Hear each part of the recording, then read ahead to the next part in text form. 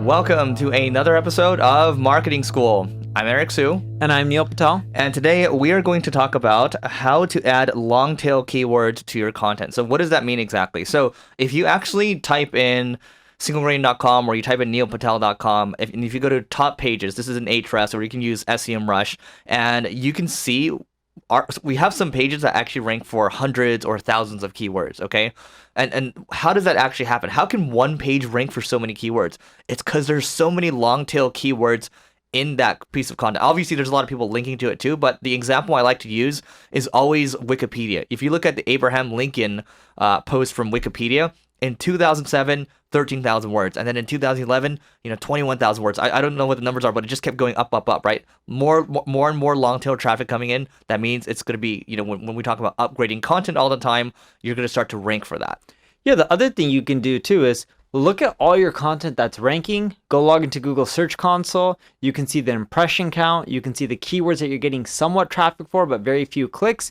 Just go back to your post or your page. See if you're including those keywords within there. And if they're relevant to that page, by all means, add them in. Don't just stuff the keywords in there, but expand your content to cover them as well. Keep in mind, when people are doing searches, they're not searching for a keyword. They're trying to solve a problem. Whatever they're searching for is because they're looking for a solution to that. So when you're adjusting your content, you need to put in the solution. It's the same reason when you do a Google search and you scroll down, it'll show like similar queries. Those are usually other problems people are trying to solve when they're also looking for content related to whatever they just typed in. Again, you can take those, add them into your article, which will help, assuming it's relevant and you're just not stuffing them in, has to flow naturally. And on top of that, you have to adjust your content, sometimes add more words or whatever it may be, but it's not just about word count and stuffing, it's about being in depth. If you can cover and give them the answer within 1 or 2 sentences, that's fine. If you can't and you need to expand by 2 paragraphs, that's okay as well. Yeah, going on Neil's point, the related queries when you're searching for something. So let's just say red shoes. If you search for red shoes, sometimes in the Google box, you might see a question box. It has like 4 or 5 different questions in there. That's an opportunity for you to answer those questions on that page. If not on that page, go make a new page that actually solves those questions. And we also talk about Uber Suggest. We talk about Answer to Public. There's all these different tools out there that are going to give you new permutations of what people are searching for or asking. And you can also use AHREFS or SEMRush. They actually have tools in there that can help you group these different keywords and then pull out all these different questions that people are asking. Yeah, so for example, if you have a competitor that ranks above you for a certain keyword and his content or her content is similar to yours, you can take that URL, put it into AHREFS. They'll show you all the keywords that they're getting traffic for and impressions for. You can also compare it to your URL as well, see where the difference is, because they show gaps where all the keywords that your competitors rank for that you don't.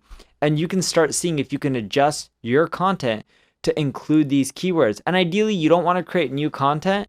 You just want to add them in because it's a lot less work than is to create new pages. But worst case, if you want to create a new page, as Eric mentioned, go for it.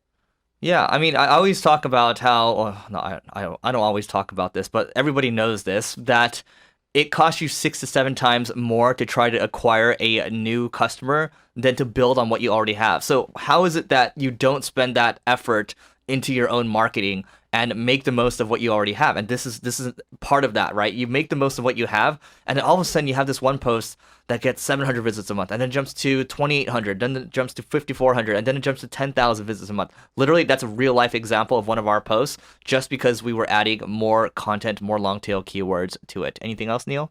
No, that's it. It's a good strategy. It's worth doing. It's easier than creating new content, right? Like brand new posts or blog posts or new pages. It's simple, easy, effective way to grow your traffic, especially if you're doing this to pages that already have traffic. If you use the strategies Eric and I just discussed on pages that have little to no traffic from Google, this is tough and it won't work as well. But if you do it with all your top pages that are already generating a lot of traffic, it's super easy to do and you'll see the results within 30 days. All right, so help us make this podcast better for you. Just go to singlegrain.com/survey. It's going to take 2 minutes of your time, and we'll see you tomorrow.